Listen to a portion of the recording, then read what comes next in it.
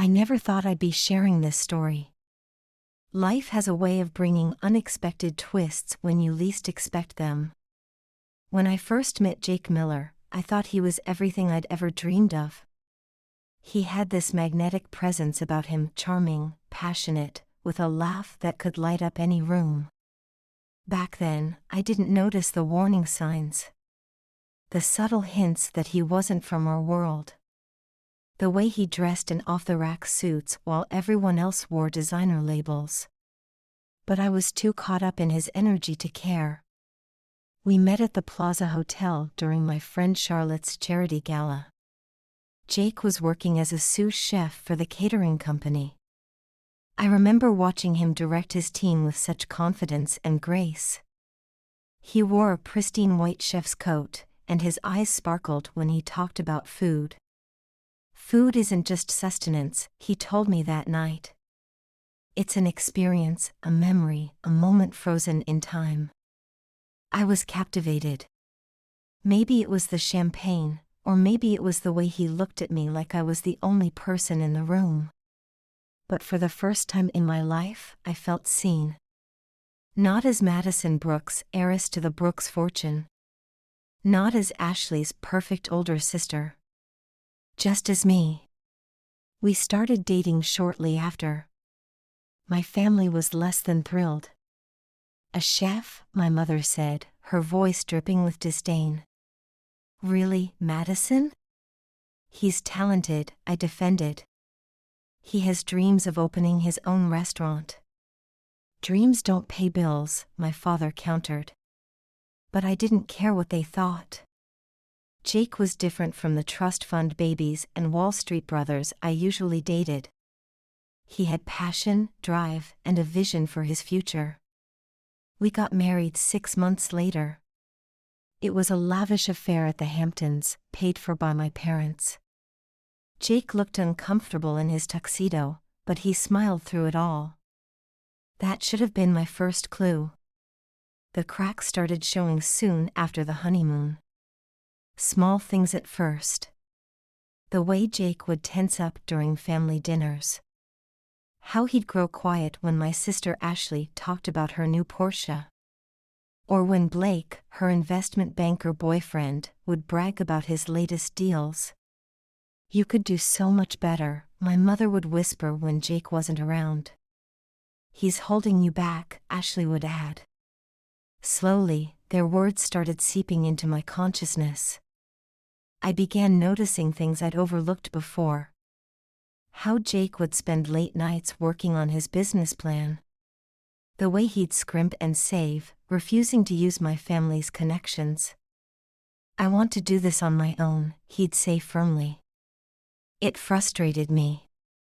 Why couldn't he just accept help? Why did everything have to be such a struggle? One night, after a particularly tense dinner with my family, I confronted him. Why can't you just take Dad's investment offer? I demanded. Jake's eyes hardened. Because I want to earn this myself. But why? This stubborn pride of yours is getting us nowhere. He just shook his head and walked off. That became our pattern. Me, pushing him to be more ambitious, more like Blake. Him, retreating further into his work. I didn't understand it then. I was raised believing that success meant expensive cars and summer homes. That worth was measured in square footage and stock portfolios. Jake's definition was different. He worked double shifts at various restaurants. Spent his free time experimenting with recipes. Kept detailed notes of everything he learned. I started spending more time with Ashley and her friends. They understood me. Understood the importance of appearances. Of maintaining our social status. Jake became more distant. Or maybe I did. I stopped asking about his day. Stopped caring about his dreams. They seemed so small compared to the life I was used to. Then came Ashley's engagement. Blake proposed with a 10-carat diamond ring. The news dominated our family gatherings. Now that's a proper match, my mother beamed. I saw Jake flinch at her words. But I pretended not to notice. Ashley wanted her engagement party to be the event of the season. She chose Le Jardin, the hottest new restaurant in Manhattan. It's impossible to get a reservation there, she bragged. But Blake knows people. I nodded along, not really listening. Jake had been unusually quiet lately. Coming home late. Taking mysterious phone calls. I assumed he was just jealous of Blake's success. The night of the engagement party arrived. I spent hours getting ready. Picked out a designer dress that cost more than Jake's monthly salary. He watched me from the doorway, an unreadable expression on his face. "You look beautiful," he said softly. Something in his tone made me pause. But I brushed it off. We arrived at Le Jardin. The restaurant was stunning. Crystal chandeliers hung from high ceilings. The walls were adorned with living gardens. Everything screamed luxury and sophistication. I watched Jake take it all in. Expected to see envy in his eyes. Instead, I saw something else. Something that looked almost like amusement. The maitre d' greeted us with impeccable courtesy. He seemed to look at Jake a beat longer than necessary. But I was too busy scanning the room for Ashley to notice. My family was already there. Mother in Chanel. Father in his bespoke suit. Ashley glowing with happiness. Blake looking every bit the successful Wall Street executive. Madison, darling. Ashley air-kissed my cheeks. And Jake. Her tone changed when she said his name. Like she was acknowledging a servant. I felt Jake stiffen beside me but said nothing. We were seated at the main table. The champagne flowed freely. The conversation turned to Blake's recent promotion. 7 figures, Ashley gushed. Plus bonuses. That's what ambition looks like, my father said pointedly. I saw Jake's knuckles turn white around his water glass. But still, he remained silent. The first course arrived.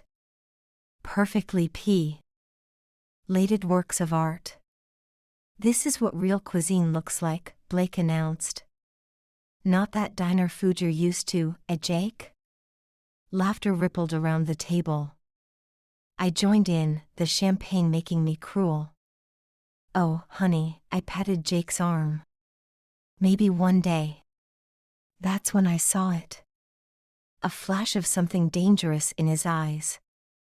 But before I could process it, the restaurant's manager approached our table.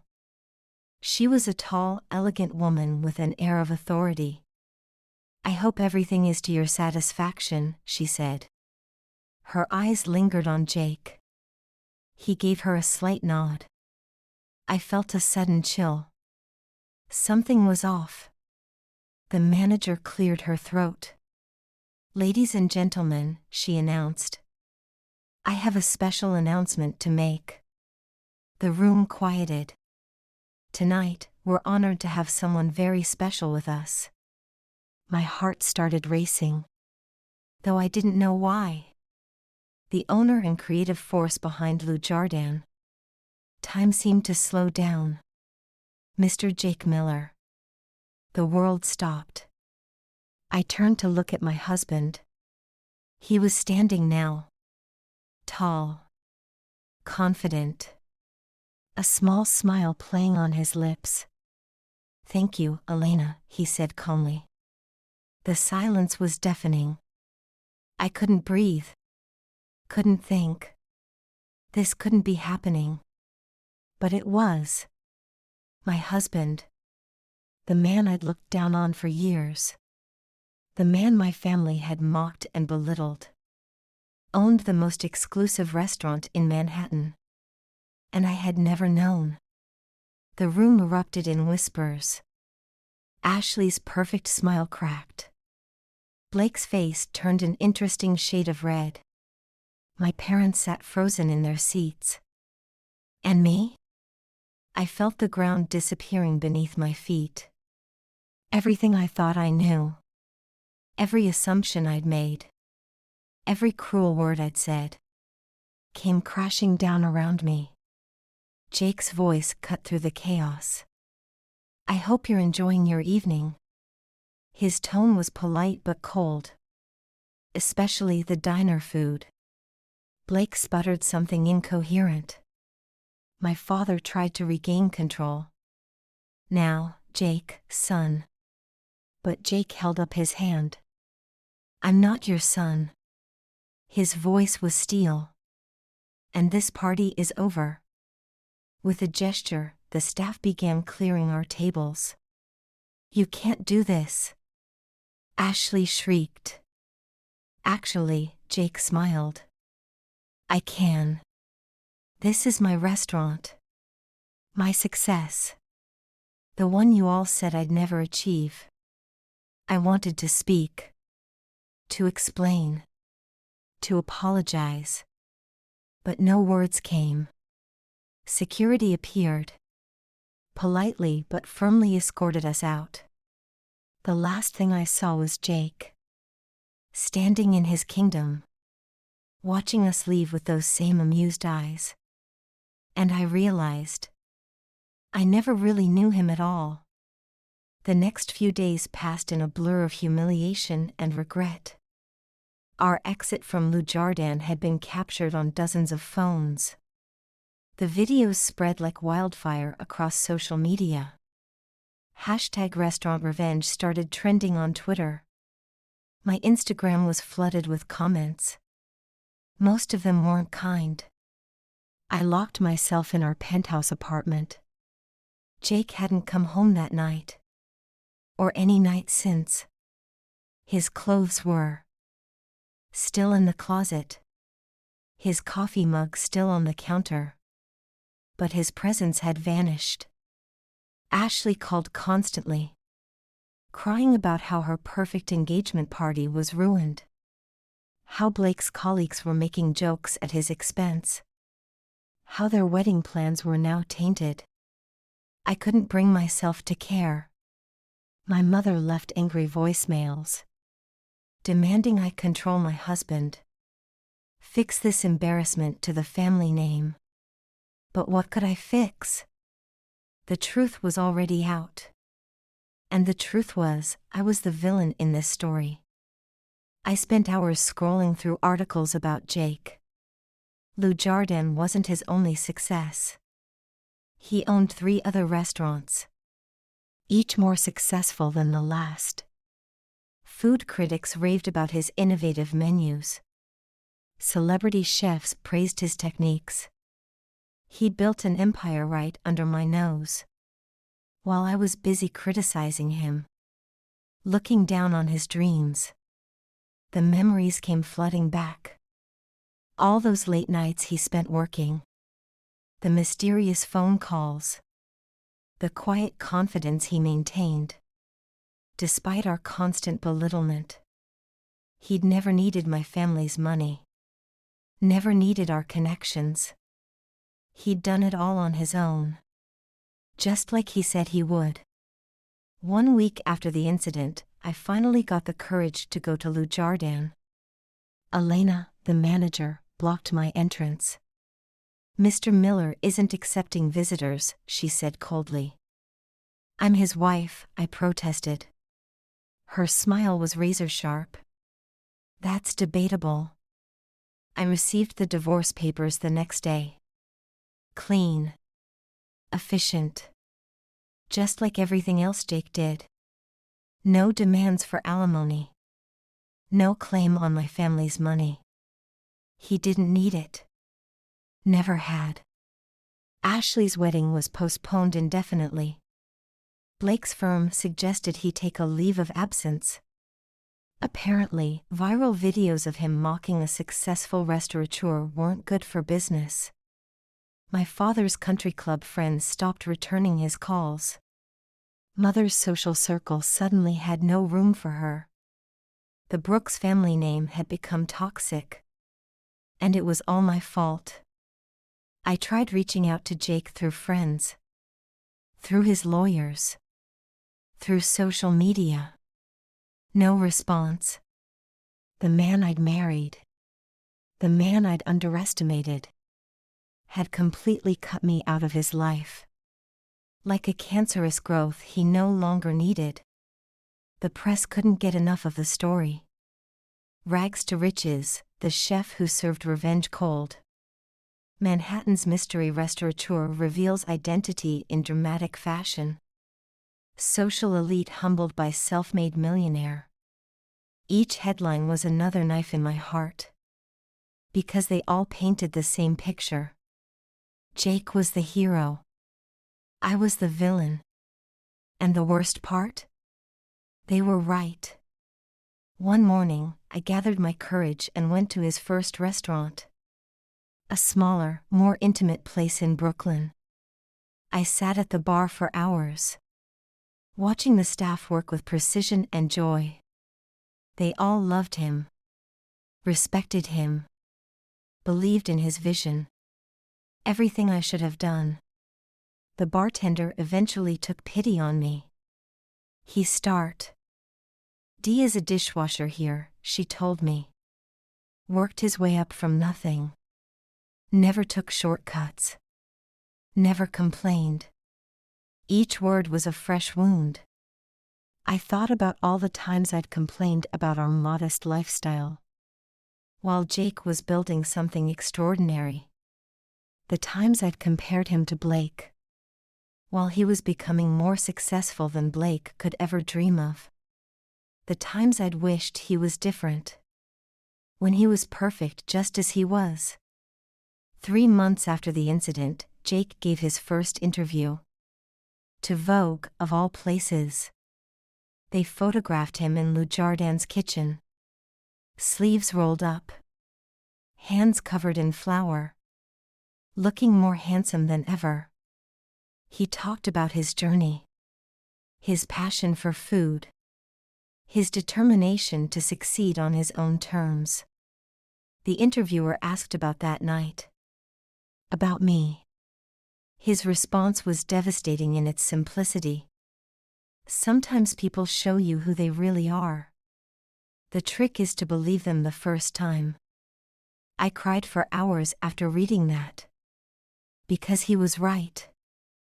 I'd shown him exactly who I was. A shallow, judgmental woman. Who couldn't see the treasure right in front of her. My sister eventually got engaged again. To a junior partner at her law firm. A safe choice. The engagement party was at a chain restaurant. No one posted about it on social media. Meanwhile, Jake's star continued to rise. He opened 2 more restaurants. Launched a cookbook. Started a foundation for aspiring chefs from underprivileged backgrounds. Living his dreams. Without me. 1 year to the day after the incident.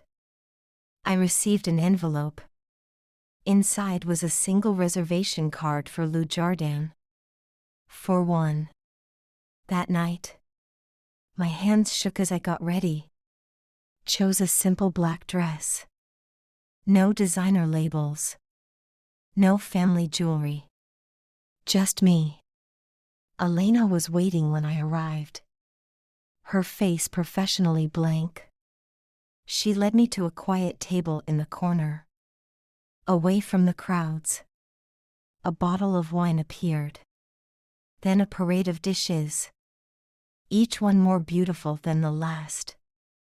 Each one telling a story. Our story. The first course was the dish Jake had served the night we met. The second, from our first date. The third, from our wedding. I ate through my tears. Tasting the love he'd once had for me. The passion I'd ignored. The talent I'd dismissed. At the end of the meal, a single dessert arrived. A chocolate souffle. With a note. Goodbye, Madison. I hope you find what you're looking for. But more importantly, I hope you learn to see what's already there. I sat in that corner until closing, watching the restaurant empty. The lights dim. My marriage was over. My pride shattered. But something else was beginning. Understanding. Growth. The painful kind. The necessary kind. Jake never came out that night. Never showed his face. He didn't need to. His message was clear. In every bite. Every flavor. Every memory served on a silver platter. Sometimes love isn't enough. Sometimes respect matters more. And sometimes the best revenge is simply living well. 5 years have passed since that night at Le Jardin. Life has a way of teaching you lessons you never knew you needed to learn. I've changed. Or at least, I'm trying to. Jake's success continued to soar. His restaurant empire expanded across the country. Le Jardin earned 3 Michelin stars. His cookbook topped the New York Times bestseller list. And me? I left the Brooks family mansion. Moved into a modest apartment in Brooklyn. Started working at a small nonprofit. My family was horrified. "You're throwing your life away," Mother said. But for the first time, I wasn't listening. I was too busy learning who I really was. Without the designer labels. Without the family name. Without the expectations. It wasn't easy. Years of conditioning don't disappear overnight. But slowly, I began to see the world differently. To value things I'd once dismissed. Like hard work. Authenticity. Simple kindness. I still saw Jake occasionally. On magazine covers. Television interviews. Charity events. He never mentioned me. Never spoke about that night. But his success spoke volumes. Ashley divorced her second husband. Moved to Connecticut. Started teaching yoga. A far cry from her socialite dreams. Blake left Wall Street. Started a food truck business.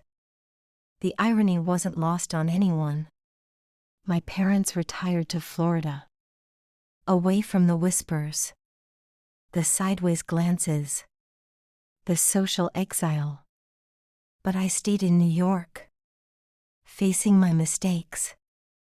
Learning from them. Growing through them. I started volunteering at a community kitchen. Teaching kids about healthy eating. Found joy in simple acts of service. One day, a young chef approached me. Said she was a recipient of Jake's Foundation scholarship. Told me how he'd changed her life. Given her a chance when no one else would. I smiled through my tears. That was the Jake I'd fallen in love with. The one I'd failed to appreciate. Last week, I opened my own small cafe. Nothing fancy. Just good coffee and fresh pastries. A place where everyone feels welcome. No judgment. No pretense. Just authenticity. The morning we opened, a familiar face appeared. Elena, Jake's manager from Le Jardin. She ordered a coffee. Sat at the counter. Watched me work. "He'd be proud," she said finally. "Of what?" I asked. "Of who you've become." I didn't ask if she meant Jake. Didn't need to. She left a generous tip. And a business card. "If you ever need advice," she said. It wasn't forgiveness. But it was something. Yesterday, I saw Jake again. In person this time. He was touring a potential location for his newest restaurant. Right across from my cafe. Our eyes met through the window. He looked good. Happy. At peace. He gave me a small nod. I nodded back.